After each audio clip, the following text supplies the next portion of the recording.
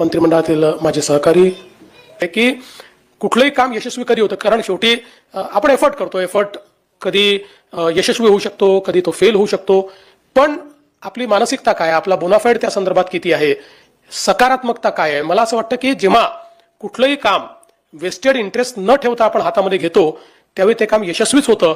आणि ते यशस्वी झालं नाही तरी देखील मला असं वाटतं की त्यातनं काही ना काही आउटपुट आपल्याला मिळतो, काही ना काही लर्निंग. श्री मंगल प्रभात लोढाजी, राज्याच्या मुख्य सचिव श्रीमती सुजाता सौनिक, या ठिकाणी विशेष उपस्थित असलेले श्री सुरेश कुमारजी, श्री स्वाधीन क्षत्रियजी, श्री के.पी. बक्षीजी, श्री ए.के. जैनजी, सर्वच या ठिकाणी उपस्थित आमचे अधिकारी भगिनी आणि बंधूंनो, सर्वप्रथम आपल्या सर्वांना मी नागरी सेवा दिनाच्या खूप खूप शुभेच्छा देतो. आणि भारतीय संविधानाच्या अमृत महोत्सवी वर्षामध्ये आपण सर्व लोक आहोत. आणि भारताचं संविधान ज्यावेळेस तयार झालं त्यावेळी भारतरत्न डॉक्टर बाबासाहेब आंबेडकरांनी वेगवेगळ्या विषयांवर जे आपले विचार व्यक्त केले, त्यावेळी विचार व्यक्त करताना या देशाला एक नागरी सेवा असली पाहिजे अशा प्रकारचा विचार त्यांनी व्यक्त केला होता.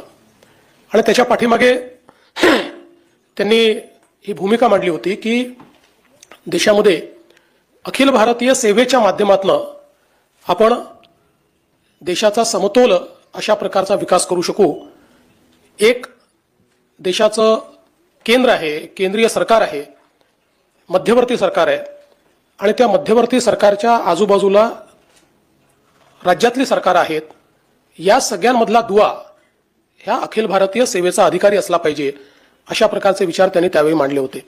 आणि त्यातून आपल्याला कल्पना आहे की देशामध्ये अखिल भारतीय सेवा सुरू झाली आणि वेगवेगळ्या राज्यांमध्ये आपल्या अधिकाऱ्यांच्या माध्यमातून आज आपल्याला ती सेवा पाहायला मिळते. राज्यसेवेचे अधिकारी आहेत, अखिल भारतीय सेवेचे अधिकारी आहेत.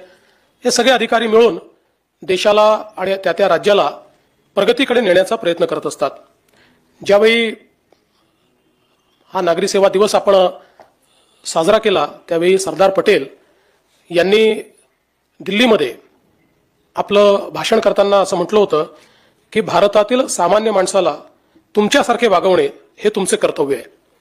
मला असं वाटतं की या एका वाक्यात त्यांनी स्वातंत्र्याच्या पूर्वी आमचे जे काही नागरी सेवेचे अधिकारी होते त्यांचं कार्य आणि कर्तव्य आणि स्वातंत्र्यानंतरचं कार्य आणि कर्तव्य यातला फरक आपल्याला सांगितला होता. कारण इंग्रजांच्या काळामध्ये इंग्रजांना राज्य करता यावं याकरता सेवेची निर्मिती त्यांनी केली होती.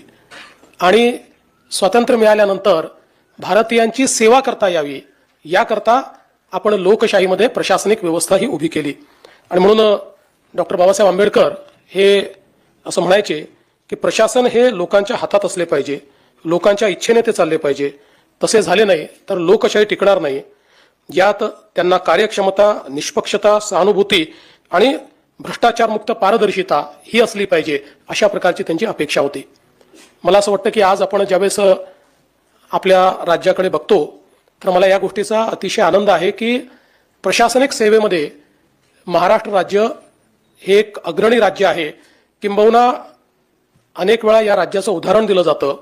या राज्यातली प्रशासनिक सेवा ही अतिशय प्रगतिशील आहे, अतिशय परिणामकारक आहे असं आपण सगळे मानतो. आपणच नाही तर देशामध्ये मानलं जातं. आणि अर्थातच अखिल भारतीय सेवेतले विविध राज्यांचे देखील जे अधिकारी असतात किंवा जे त्या परीक्षांकरता त्या ठिकाणी पात्र होतात त्यांचाही चॉईस हा महाराष्ट्र असतो. कारण या राज्याला एक मोठी प्रशासनिक अशा प्रकारची पार्श्वभूमी आहे.